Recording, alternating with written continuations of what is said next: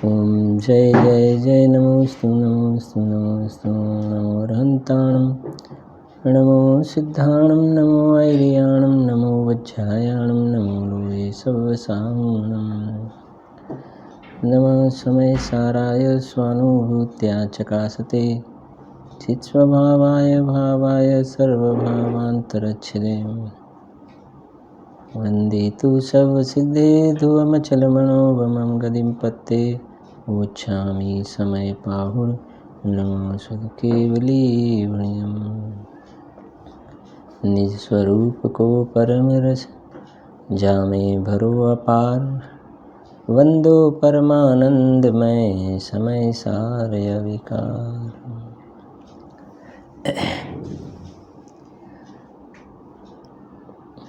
अध्यात्म रसिक कविवर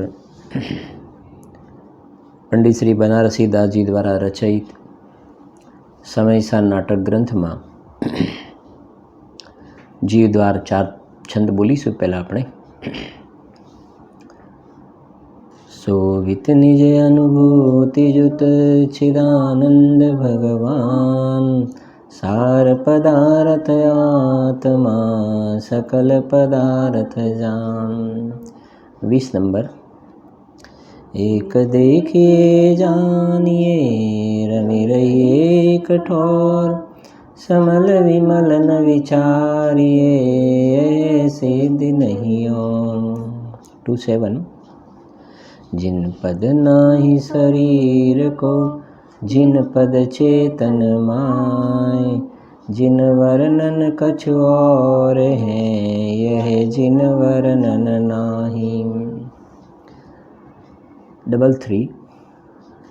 कहे विचक्षण पुरुष सदा में कहो अपने रस सो भर्यो आपनी कहो मोह कर्म मम नाही नाही भ्रम कूप है शुद्ध चेतना सिंधु हमारो रूप है।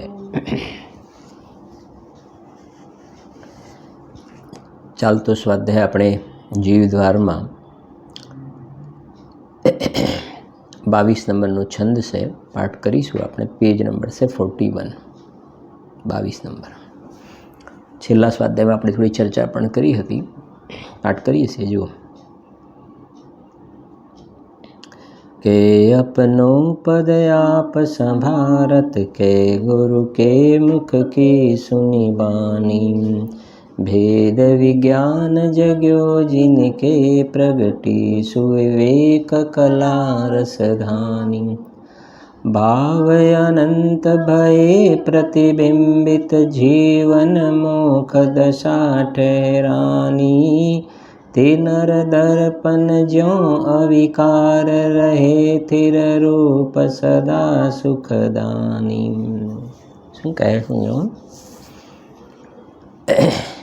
છેલ્લા સ્વાધ્યાયમાં આપણે વાત થઈ કે જીવ જાગ્યો, એક તો સ્વયં પોતે જાગ્યો અને બીજા નંબરમાં કોઈએ એને જગાડ્યો ત્યારે જાગ્યો, પણ સરવાળે જાગ્યો એ વાત મહત્ત્વની છે।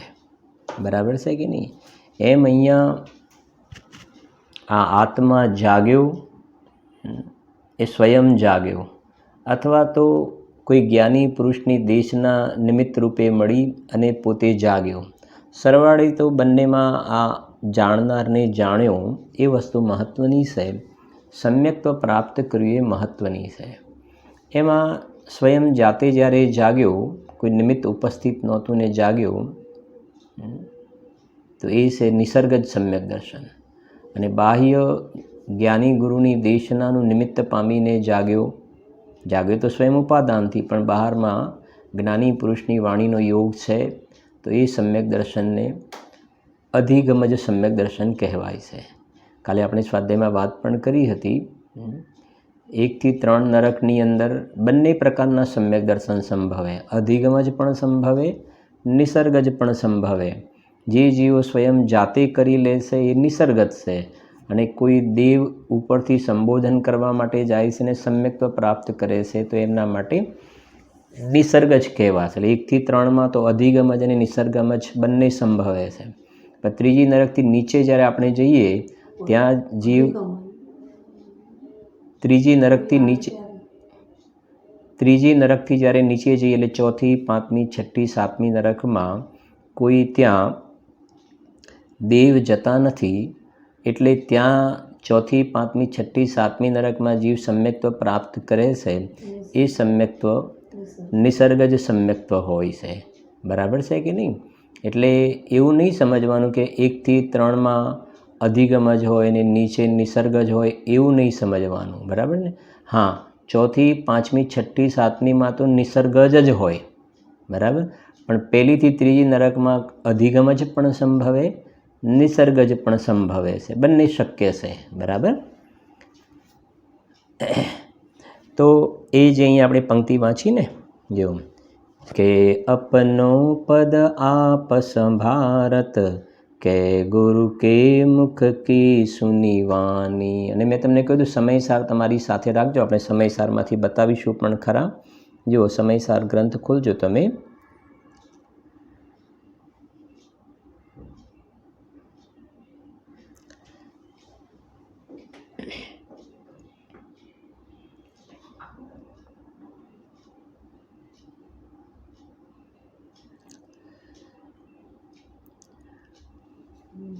જો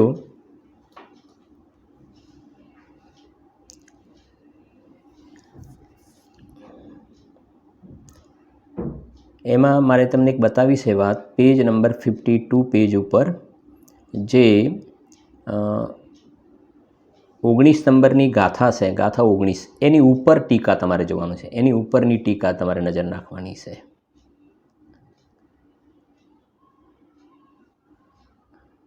બરાબર? તો ત્યાં જુઓ શું કહે છે.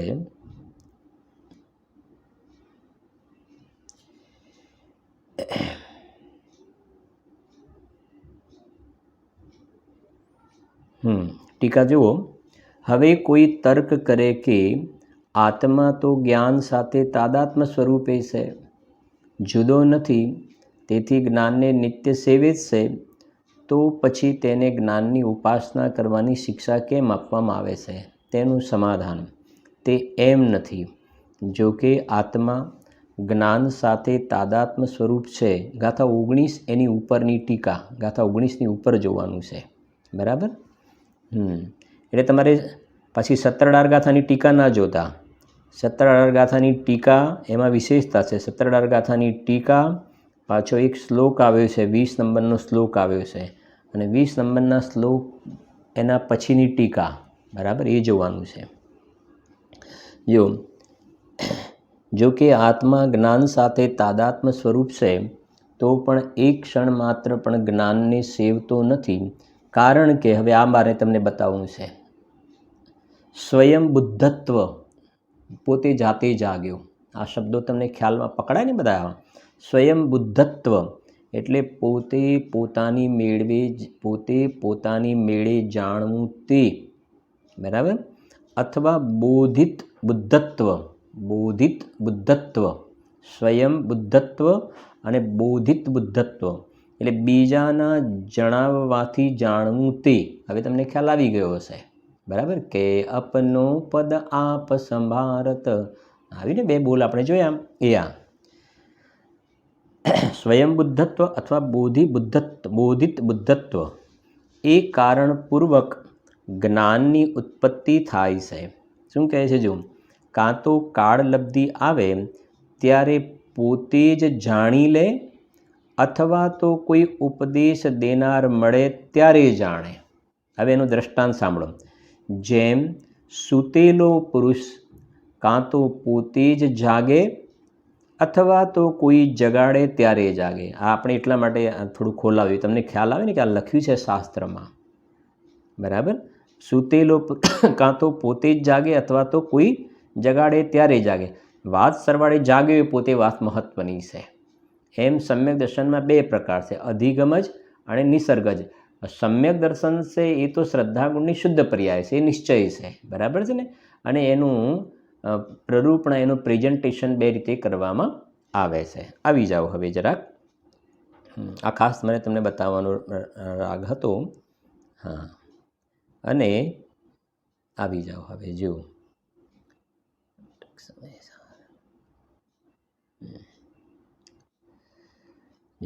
કે અપનો પદ આપ સંભારત, કે ગુરુ કે મુખ કી સુનિવાની.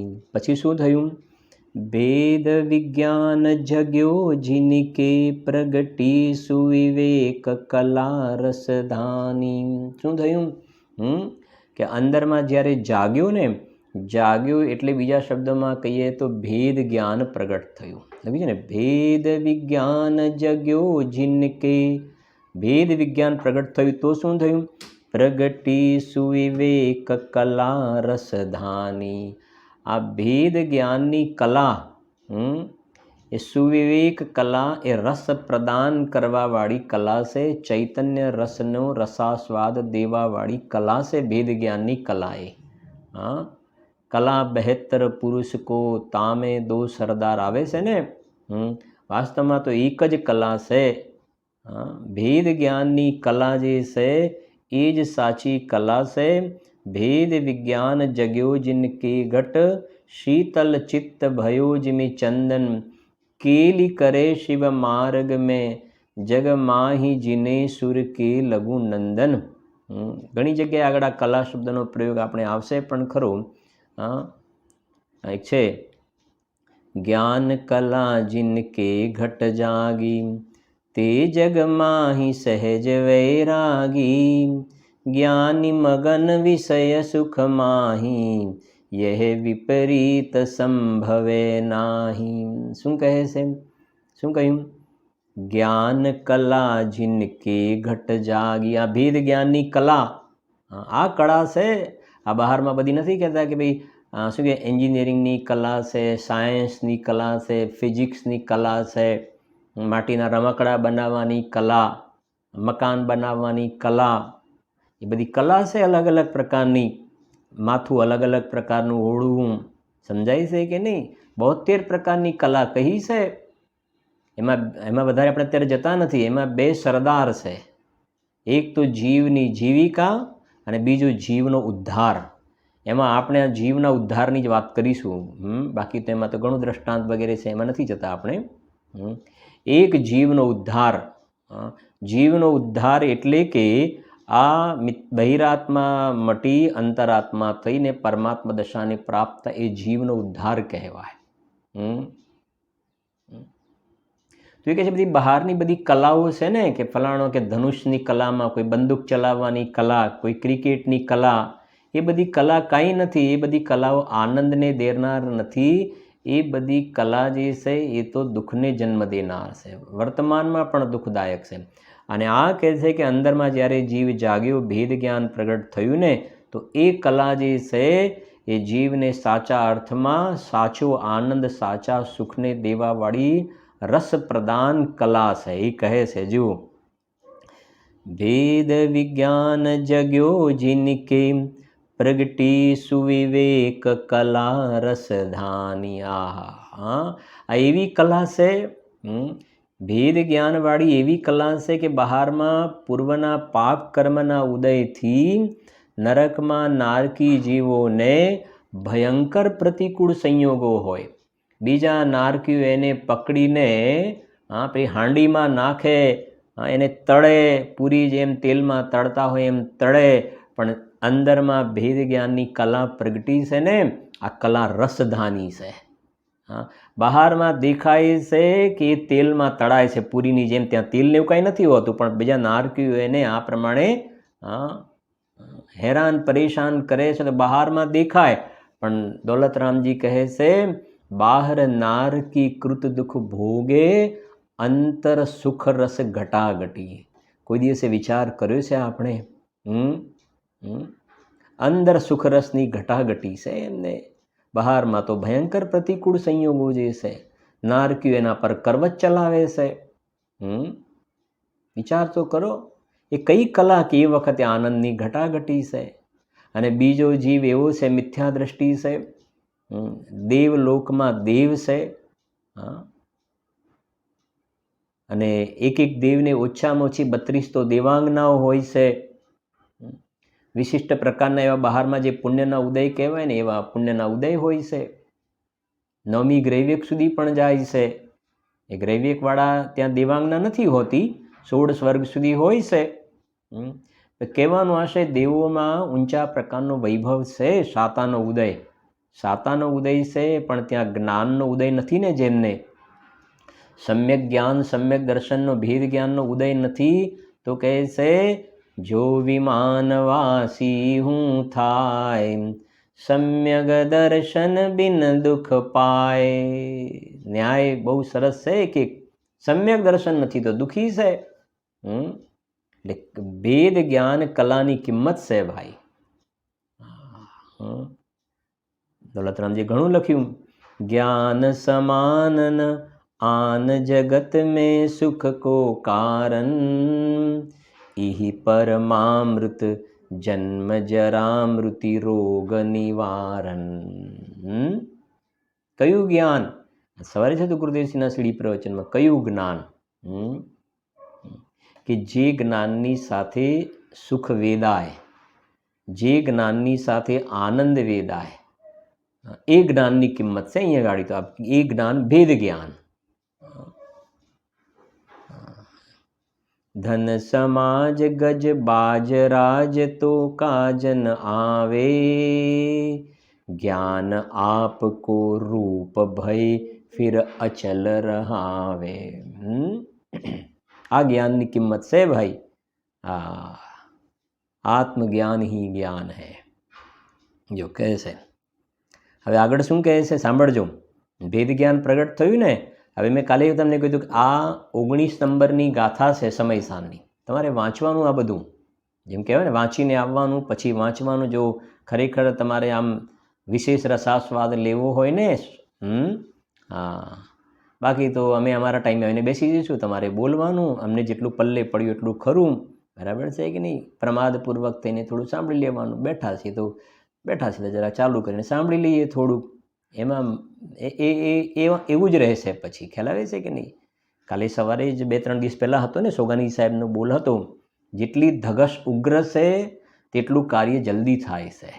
વાત તો એ છે. સાંભળજો. હવે બહુ સરસ વાત આવી રહી છે કે ભાવ અનંત ભય પ્રતિબિંબિત જીવન મોખ દશા ઠહેરાની, તે નર દર્પણ જ્યો અવિકાર રહે થિર રૂપ સદા સુખદાની. શું કહે છે? ત્યાં દર્પણનું દ્રષ્ટાંત આપ્યું છે 19મી ગાથામાં. અજ્ઞાનીમાંથી જ્યારે જ્ઞાની થાય છે ને, તો શું દર્પણનું દ્રષ્ટાંત આપ્યું? કે જેમ દર્પણની સામે એક અગ્નિની જ્વાળા છે, અગ્નિ ભભૂકી છે. તો એ કહે છે કે ત્યાં લખ્યું એ જ્વાળા, અગ્નિની જે જ્વાલા છે ને, એ અને ઉષ્ણતા એ કોના છે? દર્પણના નથી, અરીસાના નથી. મુકુર શબ્દ લખ્યો સંસ્કૃતમાં. મુકુર એટલે દર્પણ. દર્પણમાં તો એની સ્વચ્છતા છે. દર્પણમાં એ અગ્નિની જ્વાળાનો જેવો આકાર છે ને, એવો આકાર અહીંયા પ્રતિબિંબિત થાય છે. અહીંયા દર્પણ કેટલું ગરમ થયું? કે બિલકુલ ગરમ નથી થયું. સમજાય છે કે નહીં? એ ઉષ્ણતા અને જ્વાલા જે છે એ તો અગ્નિની છે. તો દર્પણમાં શું છે કે દર્પણમાં માત્ર એનું પ્રતિબિંબ પડ્યું છે. દર્પણ રંચ માત્ર ઉષ્ણ નથી થયું. અને એક વાત, દર્પણનો આકાર જ્વાલાના, અગ્નિની જ્વાળા જેવો દર્પણનો આકાર પણ નથી થયો. દર્પણ તો આપણું રેક્ટેંગલ જે છે ને, દર્પણ લંબચોરસ, બરાબર છે? આમ 2 ફૂટ બાય 5 ફૂટનું દર્પણ છે. દર્પણ તો એવું છે. દર્પણનો આકાર અગ્નિની જ્વાળા જેવો થયો છે? ના. અચ્છા, દર્પણ ગરમ થયું છે? કે છે કે ના. તો જ્વાલા અને અગ્નિ કોના છે? જ્વાલા અને ઉષ્ણતા કોના છે? કે અગ્નિના છે. દર્પણનું શું છે? કે દર્પણનું તો સ્વચ્છતા છે અહીંયા તો. આ દ્રષ્ટાંત આપ્યું છે ને, એવી રીતે સમજજો. છેલ્લીથી બીજી તે નર દર્પણ જ્યો અવિકાર. દર્પણની જેમ અવિકાર છે. દર્પણની જેમ અવિકાર. કોણ? સમ્યક દ્રષ્ટિ જ્ઞાની ધર્માત્મા એ દર્પણની જેમ અવિકાર છે. દર્પણની સામે મિષ્ટાન હોય, વિષ્ટા હોય, કેટલાય બધા પદાર્થો હોય, સામે કાળો પદાર્થ આવે તો દર્પણ કંઈ કાળું નથી થઈ ગયું, લાલ પદાર્થ આવે તો દર્પણ લાલ નથી થઈ ગયું. દર્પણ તો બસ અવિકાર છે, અવિકાર. એમ સાંભળજો, ઉપર લખ્યું છે 5 લીટીમાં, ભાવ અનંત ભય પ્રતિબિંબિત. ભાવ અનંત ભય પ્રતિબિંબિત. ભાવ અનંત ભય પ્રતિબિંબિત કહેતા શુભ અને અશુભ પ્રકારના કેટલાય પરિણામ છે. અને બહારમાં જગતના કેટલાય પદાર્થો છે. આ બધું નો કર્મ છે. અને અંદરમાં નો કર્મ એટલે ખ્યાલ આવે છે ને, આ શરીર, આ વાણી છે, મકાન છે, એ બધું નો કર્મ છે. તો જેમ દર્પણમાં પદાર્થ પ્રતિબિંબિત થાય ઝલકે, એમ આ જ્ઞાન દર્પણ છે. કયું દર્પણ છે?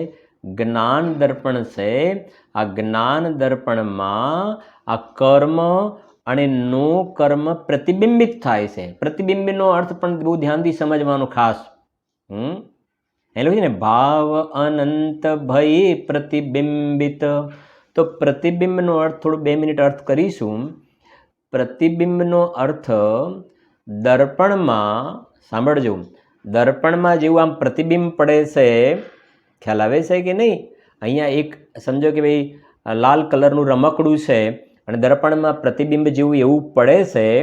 એવી રીતે અહીંયા આત્મામાં આ બધા પદાર્થોના પ્રતિબિંબ પડે છે, એવું પ્રતિબિંબ નહીં સમજવાનું. નહીં તો શું સમસ્યા થશે? જેમ સમજો કે આપણે આ 5 ફૂટના છીએ, 5 ફૂટ. તો આત્માનો આકાર પણ 5 ફૂટની હાઈટ થઈ. હવે સામે એક મોટું 25 ફૂટ ઊંચું વૃક્ષ છે, ઝાડ છે, 25 ફૂટ ઊંચું ઝાડ. તો એ સંબંધની જાણકારી થઈ કે ના થઈ? તો પ્રતિબિંબ પડે અહીં ગાડી. અહીંયા પ્રતિબિંબ પડે તો પ્રતિબિંબ પડે તો આટલામાં પડશે ને બાકીનામાં શું થશે? પછી શું થશે ત્યાં ગાડી? સમ્મેત શિખરનો પહાડ જોયો, તે તો ઘણું ઊંચાઈવાળો છે. તો પ્રતિબિંબ પડે ત્યાં દર્પણની જેમ. અચ્છા, કીડીને જોઈ, નાની કીડીને જોઈ તો એ સમય તો આટલામાં પ્રતિબિંબ પડે, બાકીના ભાગમાં શું થયું પછી? આ બહુ શાંત સમજવાનું છે. પ્રતિબિંબ તો દ્રષ્ટાંત એક દેશ છે, દ્રષ્ટાંત પાર્શિયલ હોય, એક દેશ. એટલું અહીંયા ગાડી સમજાવે છે કે જેમ અહીંયા એટલો જ ભાવ છે કે દર્પણમાં પ્રતિબિંબ પડે છે એમ કહીને ખાલી એટલું સમજાવવું છે. બહુ ધીરજથી સમજજો. એટલું સમજાવવું છે કે બહારમાં પદાર્થો ગમે તેવા હોય. કહ્યું ને, બહારમાં પદાર્થ ગરમ હોય તો દર્પણ ગરમ નથી થતું, ઠંડો બરફ હોય તો દર્પણ ઠંડુ નથી થઈ જતું, બહારમાં ગુલાબજાંબુ મૂક્યા હોય તો દર્પણ ગળ્યું નથી થઈ જતું. સમજાય છે ને?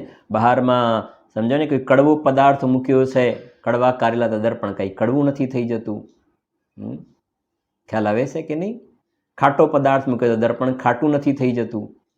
તો સમજો, કાળો પદાર્થ મૂક્યો તો દર્પણ કાળું થઈ ગયું, લાલ પદાર્થ મૂક્યો તો દર્પણ લાલ થઈ ગયું. તો એ બતાવે છે દર્પણ અવિકાર છે. આ બહારના પદાર્થોનો સંબંધીનું અંદરમાં પ્રતિબિંબ પડે છે ખાલી.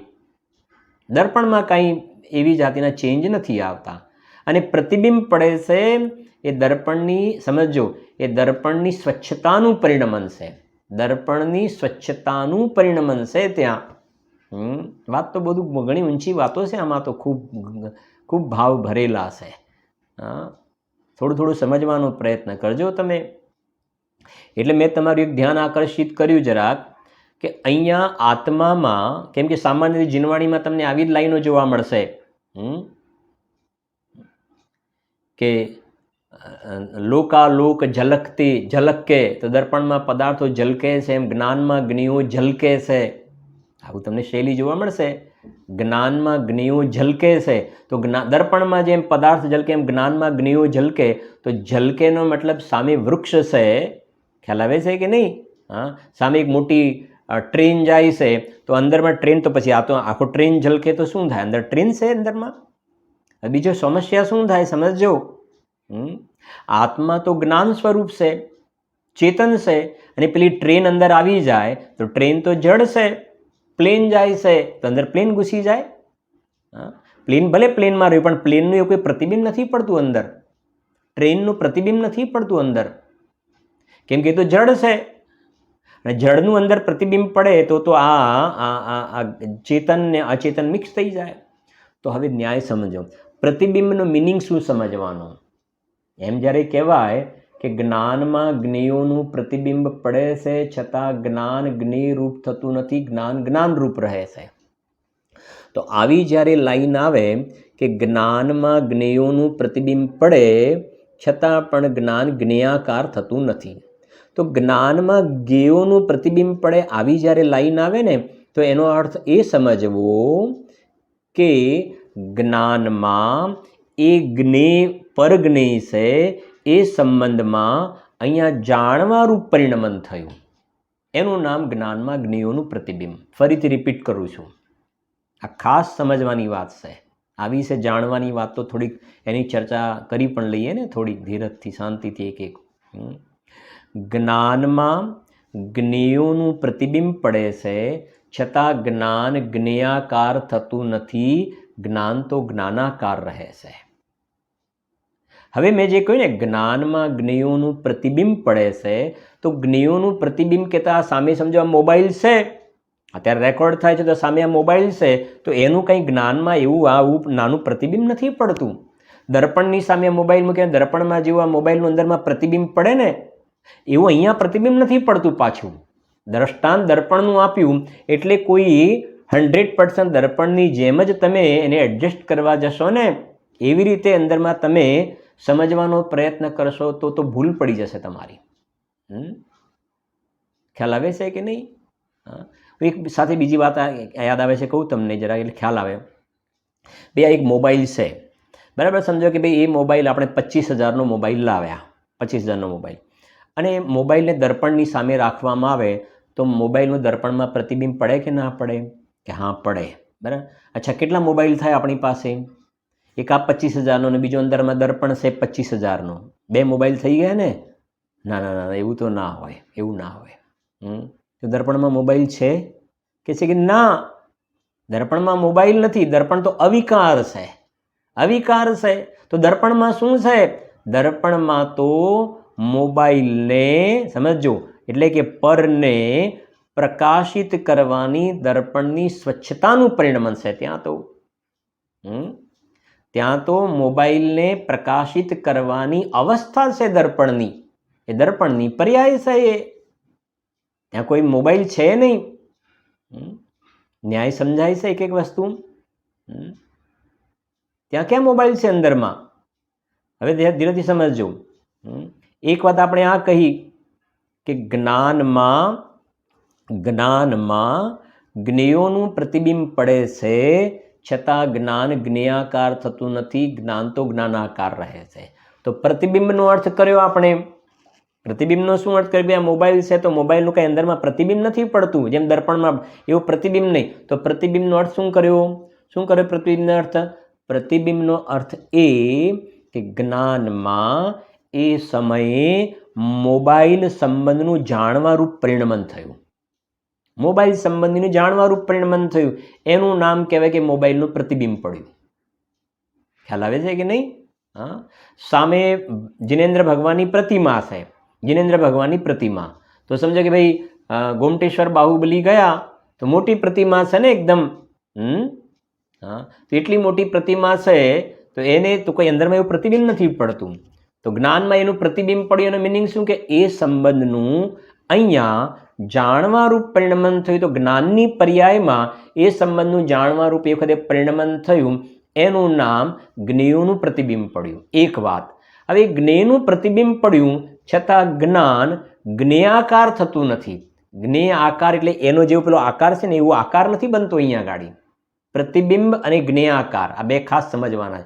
એક તો અંદર પ્રતિબિંબ નથી પડતું એવું કોઈ દર્પણમાં પડે એવું, અને બીજા નંબરમાં જ્ઞેયાકાર કહેતા, જ્ઞાન જ્ઞેયાકાર કહેતા જ્ઞેયનો જેવો આકાર છે, જ્યોમેટ્રિકલ જેવો આકાર હોય ને, જેમાં કંઈ ભાઈ મોબાઈલ લંબચોરસ છે તેવો આકાર અંદરમાં નથી બનતો. જ્ઞાન જ્ઞેયાકાર થઈ ગયું તો જ્ઞાનનો એવો આકાર બની ગયો એવું નહીં. કેવી રીતે જરા સમજો, એમાં ક્યાં ક્યાં પ્રોબ્લેમ આવે. તમે જે જ્ઞેયાકાર માનશો ને તો એક તો મેં તમને કહ્યું કે મોટો એવો પદાર્થ છે, એવો મોટી એક બિલ્ડિંગ છે, તો એવો આકાર અહીં ગાડી કેવી રીતે તમે શું સેટ કરશો ત્યાં આગળ, એક વાત. અને બીજા નંબરમાં આ તો બહારનો તમે જ્યોમેટ્રિકલ ફિગરની વાત કરો છો, પણ સાંભળજો, જમવા માટે બેઠા અને પદાર્થ કંઈક ભોજન લીધું, રસગુલ્લા છે, ગુલાબજાંબુ છે, સારું ગળ્યા સારા છે, તો એ ગળપણ સંબંધની જાણકારી થઈ, ખ્યાલ આવે છે ને, ગળપણ સંબંધનું જ્ઞાન થયું, તો એને શું કહીશું? જ્ઞાન, જ્ઞેયાકાર જ્ઞાન થયું. જ્ઞેયાકાર જ્ઞાન થયું, પણ જ્ઞાન કંઈ ગળ્યું નથી થઈ ગયું. હવે ત્યાં તમે આવો આકાર કલ્પના કરવા જશો તો આકારનું શું કરશો ત્યાં પછી? ખ્યાલ આવે છે? એક તો આપણે આ આકાર કહ્યું, અને બીજા નંબરમાં પદાર્થ ખાટો છે, તો ખાટા સંબંધનું જ્ઞાન થયું ને, એનું નામ ખાટા સંબંધનું જ્ઞાન થયું. જ્ઞાન ખાટું નથી થયું. જ્ઞાન ખાટું ન થાય. જ્ઞાન ખાટું થાય તો જ્ઞાન જડ થઈ જાય. આ બહુ મોટી ગાથા છે, આ 19 નંબરની ગાથા. આ અજ્ઞાની કેમ થઈ જાય છે? અને જ્ઞાની થયો તો શું થયું? સમજાય છે કે નહીં? અજ્ઞાની હતો ત્યાં સુધી એનામાં પર સાથે એવી અભેદ બુદ્ધિ હતી, પર સાથે અભેદ બુદ્ધિ ખોટી હતી. થયો નહોતો પણ એવી અભેદ બુદ્ધિ ખોટી હતી. અને જ્ઞાની થયો ને તો શું થયું કે ત્યાં દર્પણનું દ્રષ્ટાંત આપ્યું. દર્પણનું દ્રષ્ટાંત આપ્યું. જેમ દર્પણ અવિકાર રહે છે ને, એવી રીતે આ જ્ઞાનમાં આ ગુલાબજાંબુ સંબંધીનો ગળપણ છે, સારા ઘડ્યા સારા બન્યા છે, તો એ ગળપણ સંબંધનું જ્ઞાન થયું. એને શું કહેવાય? જ્ઞેયાકાર જ્ઞાન. શું કહેવાય? જ્ઞેયાકાર જ્ઞાન. હવે આગળનું એક સ્ટેપ એના સમજવું. જ્ઞેયાકાર જ્ઞાન કહ્યું ને, જ્ઞેયાકાર જ્ઞાન, તો ખરેખર એ જ્ઞેયાકાર એ કોની? જ્ઞેયાકાર જ્ઞાન કહ્યું ને, એ રચના કોની છે? ત્યાં શું પ્રસરેલું છે? જ્ઞાન કે જ્ઞેય? આ જ્ઞેયાકાર જ્ઞાન કહ્યું, જ્ઞેયાકાર જ્ઞાન. તો એના અંદરમાં મટીરિયલને જોવામાં આવે તો અંદર મટીરિયલમાં કોઈ ગુલાબજાંબુ છે? જ્ઞેય છે અંદરમાં? જ્ઞેયાકાર જ્ઞાન કહ્યું તો કોઈ ગુલાબજાંબુ છે અંદરમાં કે ના? ત્યાં જોવામાં આવે તો મટીરિયલમાં તો જ્ઞાન જ છે. જ્ઞેયાકાર જ્ઞાન કહ્યું ને, ત્યાં રિયલમાં તો જ્ઞાન જ પ્રસરેલું છે, ત્યાં તો જ્ઞાનની જ રચના છે. આવે છે ને એક પંક્તિ, ગેયો મેં જ્ઞાન નહીં, ગુલાબજાંબુ મેં જ્ઞાન નહીં. સમજાય છે ને? ગેયો મેં જ્ઞાન નહીં, જ્ઞેયો સે જ્ઞાન નહીં, है भिन्न भिन्न सत्ता, नहीं कोई किसी में है, ज्ञानी के सहारे हो, अनुभूति में आए हो, है ज्ञान का शीश महल, जहाँ ज्ञानी रहते हैं, જ્ઞાની કે સહારે હો. કેવા સુંદર ભજનો પણ છે. શું કહ્યું? ગુલાબજાંબુની વાત ચાલે, પહેલાં એને લઈ લઈએ થોડું. ગેયો મેં જ્ઞાન નહીં, ગુલાબજાંબુ મેં જ્ઞાન નહીં. પછી બીજું, ગેયો સે જ્ઞાન નહીં. અહીંયા ગળપણનું જ્ઞાન થયું ને આત્મામાં, તો ગુલાબજાંબુના કારણે નહીં. ગુલાબજાંબુ ગળ્યું છે માટે ગળપણનું જ્ઞાન થયું એમ નહીં. ગેયો સે જ્ઞાન નહીં, હે ભિન્ન ભિન્ન સત્તા. બંનેની સત્તા કેવી છે? અલગ અલગ છે. નહીં કોઈ કિસી મેં હે. સમજાય છે કે નહીં? હવે આપણી સામે શાસ્ત્ર છે, શાસ્ત્ર છે, જીનવાણી છે ને, તો બોલો શાસ્ત્રમાં જ્ઞાન હોય કે ન હોય? અચ્છા, શાસ્ત્રથી જ્ઞાન થાય કે ના થાય? હા, એ છે, બોલ. શાસ્ત્રો મેં જ્ઞાન નહીં, શાસ્ત્ર સે જ્ઞાન નહીં, હે ભિન્ન ભિન્ન સત્તા, નહીં કોઈ કિસી મેં હે. સમજાય છે કે નહીં? ભગવાનની દિવ્યધ્વનિમાં જ્ઞાન હોય કે ના હોય? ભગવાનની દિવ્યધ્વનિ ખરે એમાં. અચ્છા, દિવ્યધ્વનિથી જ્ઞાન થાય કે ના થાય? દિવ્ય ધ્વનિ મેં જ્ઞાન નહીં. આવું ક્યાં આવ્યું કે ભગવાનની દિવ્ય ધ્વનિમાં આવ્યું? આવું ભગવાનની વાણીમાં આવ્યું કે દિવ્ય ધ્વનિ તો જડ છે. દિવ્ય ધ્વનિ મેં જ્ઞાન નહીં, દિવ્ય ધ્વનિ સે જ્ઞાન નહીં. હે ભિન્ન ભિન્ન સત્તા નહીં કોઈ કિસી में है. સમજાય છે નહીં? આવું જે માને છે એ જ્ઞાની, અને આવું નથી માનતો એ અજ્ઞાની. બસ જેમ છે તેમ માને એ જ્ઞાની, અને જેમ છે તેમ નથી માનતો ને એમ માને છે ગુલાબ જાંબુથી મને ગળપણનો ખ્યાલ આવ્યો, શાસ્ત્રથી જ્ઞાન થયું, ગુરુથી જ્ઞાન થયું, બાઈએ રોટલી બનાવી, જ્ઞેયથી જ્ઞાન થયું. સમજાય? એ જે માને છે એ પરાધીન દ્રષ્ટિ, નિમિત્તાધીન દ્રષ્ટિ, સંયોગ દ્રષ્ટિ છે, મિથ્યા દ્રષ્ટિ છે. અને જેને અંદરમાં ભેદ જ્ઞાન થયું, સ્વયં જાગ્યો કે ગુરુએ જગાડ્યોને જાગ્યો, અંદરમાં જેને ભેદ જ્ઞાનની કલા, રસધાની કલા જેને પ્રગટી છે ને, એ આવી જાતિનો જ્ઞેય જ્ઞાયક શંકર દોષ જોવામાં આવતો નથી. ખીચડો ભેળસેળ કરતા નથી. જ્ઞાની ભેળસેળ નથી કરતા, જ્ઞાની ભેદ જ્ઞાન કરે છે. સમજાય છે કે નહીં? સારી વાત આવી ગઈ આ જો. ફરીથી રિપીટ કરીએ છીએ, ધીરે ધીરે લઈએ, સમજો. જ્ઞાનમાં જ્ઞેયોનું પ્રતિબિંબ પડવું એટલે જ્ઞાનમાં એ જ્ઞેય સંબંધનું જાણવારૂપ પરિણમન થવું, એને જ્ઞેયાકાર જ્ઞાન કહ્યું. પણ એ જ્ઞેયાકાર જ્ઞાન એ ખરેખર છે તો જ્ઞાનની જ રચના, તો માટે ખરેખર તો જ્ઞાનાકાર જ્ઞાન છે. હવે ધ્યાન સમજ. જ્ઞેયાકાર જ્ઞાન પણ કહ્યું એક જ પર્યાયને, જ્ઞાનની એક જ પર્યાયને સ્વપર પ્રકાશક છે ને, તો એક જ પર્યાયને જ્ઞેયાકાર જ્ઞાન પણ કહેવાય ને જ્ઞાનાકાર જ્ઞાન પણ કહેવાય.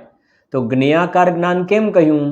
જ્ઞેયાકાર જ્ઞાન એટલા માટે કહ્યું કે એ જે જાણવારૂપ પરિણમન થયું છે ને, જાણવારૂપ પરિણમન, એમાં પરજ્ઞેય નિમિત્ત છે. પરજ્ઞેય નિમિત્ત છે. સામે પર્વત હતો તો પર્વતાકાર જ્ઞાન, ઘટ હતો તો ઘટાકાર જ્ઞાન.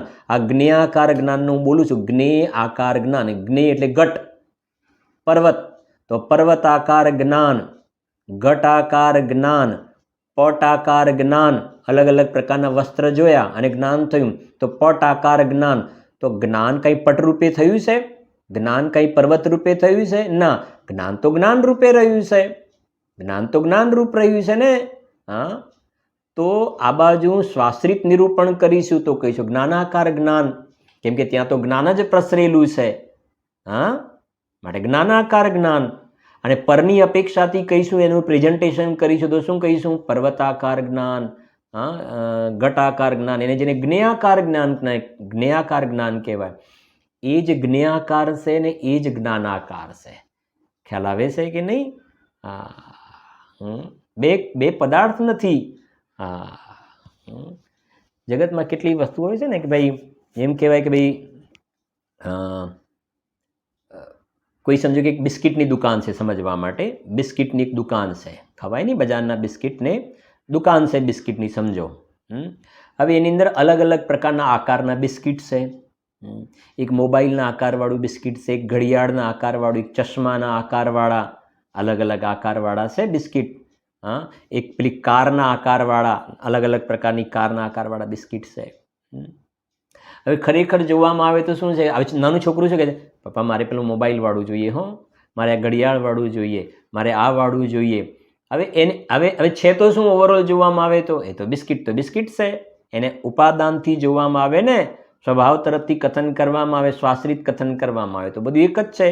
અને એના આકાર તરફથી કથન કરવામાં આવે તો આ મોટરનો આકાર છે, આ કારનો આકાર છે, મોબાઈલનો આકાર છે. એને બે રીતે જોઈ શકાય છે. એમ આ જ્ઞાનની પર્યાયમાં દ્વિરૂપ પ્રકાશક છે ને, એને જ્ઞાનાકાર જ્ઞાન પણ કહેવાય, જ્ઞેયાકાર જ્ઞાન પણ કહેવાય છે. બરાબર?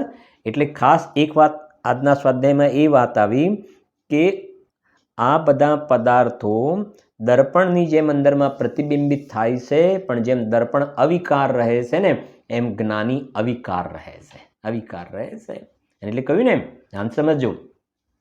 આ શરીર સમજો, શરીરનું કે આ મોબાઈલનું અંદર પ્રતિબિંબ, આ રિયલમાં આવું પદાર્થનું અંદર પ્રતિબિંબ માનીએ ને તો આત્માને જડ થવું પડે. એક વાત. હવે અંદર આવીએ છીએ એક સ્ટેપ, રાગ. તો રાગ સંબંધનું પણ જ્ઞાન થયું કે ના થયું? રાગ સંબંધનું પણ જ્ઞાન થયું. રાગ સંબંધનું પણ જ્ઞાન થયું. તો જ્ઞાન રાગ રૂપે થયું. જેમ સામે એક જડ પદાર્થ છે, સામે પર્વત કહ્યું ને, તો પર્વત તો જડ છે, એ સંબંધનું જ્ઞાન અહીં આગળ જાણકારી થયું કે જ્ઞાન જડ થઈ ગયું ના. એમ રાગ થયો તો જ્ઞાનમાં રાગ સંબંધનું જાણવું થયું, પણ જ્ઞાન કાંઈ રાગ રૂપે ન થઈ જાય. જ્ઞાન જે રાગ રૂપે થઈ જાય ને તો પછી આશ્રવ અને જીવ તત્વમાં કોઈ ભેદ જ નહીં રહે. સાત તત્વ જુદા ક્યાં સિદ્ધ કરશો? સામે કોઈ જડ પદાર્થ છે એ સંબંધની જાણકારી થઈ અહીંયા ગાડી, પણ એ અંદર ઘૂસી જાય તો જીવ અને જડ ક્યાં જુદા રહ્યા? એટલે રાગ થયો, અહીંયા જાણકારી થઈ, પણ જ્ઞાન રાગ રૂપે નથી થતું અને રાગ જ્ઞાન રૂપે નથી, તો બંને જુદા રહ્યા છે. અવિકાર જ્ઞાન તો અવિકાર રહ્યું છે. પંક્તિ કહી હતી ને એક,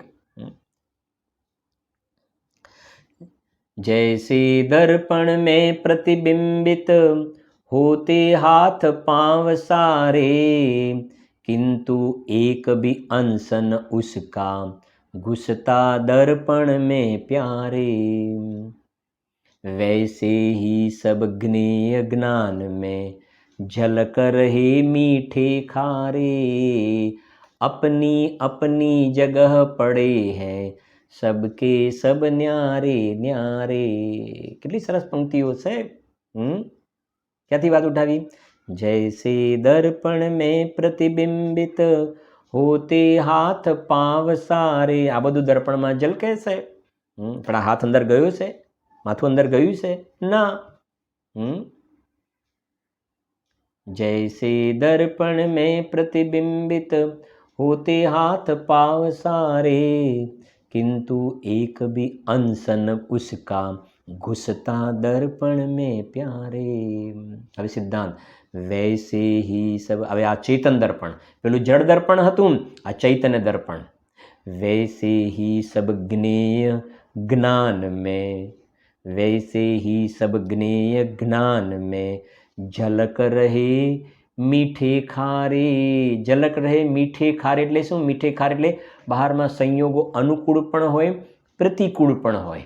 સંયોગ ખરેખર અનુકૂળ પ્રતિકૂળ નથી, વ્યવહારથી કહેવાય, પણ એ કહે છે કે અપની અપની જગહ પડે હૈ સબકે સબ ન્યારે ન્યારે.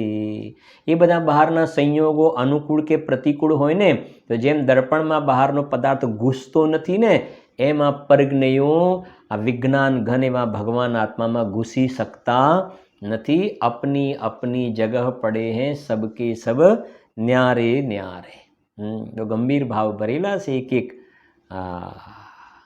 જીવ ભાવ અનંત ભય પ્રતિબિંબિત. પછી લખી જીવન મોખ દશા ઠહેરાની. આ એક લાઈન પણ જોઈ લઈએ. જીવન મોખ દશા ઠહેરાની એટલે જીવન મુક્ત એટલે જીવન મુક્ત કહ્યા. સમ્યક જ્ઞાન થયું ને, ભેદ જ્ઞાન પ્રગટ્યું, એમને જીવન મુક્ત દશા કહી. જીવન મુક્ત ચોથું ગુણસ્થાન થયું ને, જીવન મુક્ત. સમયસારમાં આઈ થિંક 198 કલશ છે, 198 કલશ સમયસારમાં. એમાં સ્પષ્ટ લખ્યું છે સ હિ મુક્ત એવ. ચોથા ગુણસ્થાન વાળો સ હિ મુક્ત એવ, એ મુક્ત જ છે એમ લખ્યું છે. લો, ચોથા ગુણસ્થાન એમ મુક્ત જ છે. આ લખ્યું જીવન મુક્ત કહી દીધું અહીંયા. સ હિ મુક્ત એવ, એ મુક્ત જ છે. જીવ તે નર દર્પણ જ્યો અવિકાર. દર્પણનું દ્રષ્ટાંત આપીને વાત કરી. અને શું લખે છે? રહે સ્થિર રૂપ. આવો જે અંદરમાં આત્મા અનુભવમાં આવ્યો ને, અંદરમાં એ કહે છે રહે સ્થિર રૂપ, અંદરમાં સ્થિર રહે છે. અને રહે સ્થિર રૂપ સદા. અને એ અંદરમાં સદા સ્થિર રહે છે. અને એના ફલમાં શેની પ્રાપ્તિ થાય છે? સદા સુખદાની. આ આત્મા અંદરમાં ભેદ વિજ્ઞાન થતાં પોતાના સ્વભાવની પ્રાપ્તિ થઈ છે. એના શરણમાં રહેવાથી, એમાં સ્થિર રહેવાથી જીવને સાદી અનંત કાળ સુધી અનંત સુખનો ભોગવટો કરે એવી દશાની પ્રાપ્તિ થતી જોવામાં આવે છે. સર્વે આત્માર્થી જીવો, આવા પ્રકારના જે ઉત્કૃષ્ટ જૈન શાસનની અંદર આપણને આવા ઊંચા ન્યાય મળ્યા છે એને અંદરમાં આત્મસાત કરે એવી મંગલ કામના દરેકે ખાસ આ જે શ્લોક કહેવામાં આવે એની આગળ પાછળની ગાથાઓ શ્લોક વગેરે થોડું વાંચવાનું રાખજો, પ્રમાદમાં સમય વિતાવતા નહીં, બરાબર. હવે આના પછી એક બહુ સારા 2 કલશ આવી રહ્યા છે, ત્યજતુ જગદીદાનીમ, અને ત્યાર પછી અય કથમપી મૃત્વા તત્વ કૌતૂહલી સન, અને સુંદર ગાથાઓની સાથે રિલેટેડ કલશો છે. એક પછી આગળ ભગવાનની તીર્થંકર ભગવાનની સ્તુતિવાળી વાત આવે છે, 26 થી 33 ગાથાનું આખું એક પેકેજ આવે છે. એવો આખો સુંદર એક પછી એક બહુ સારી સારી વાતો આવી રહી છે. ફરીથી કહીએ છે કે તમે ખાસ સ્વાધ્યાય કરવાનું રાખજો. જીનવાણી સ્તુતિ. निज में बताई ये अनंत उपकार है, उसके लिए जिन वाणी माँ को वंदना शत बार है, शत बार है.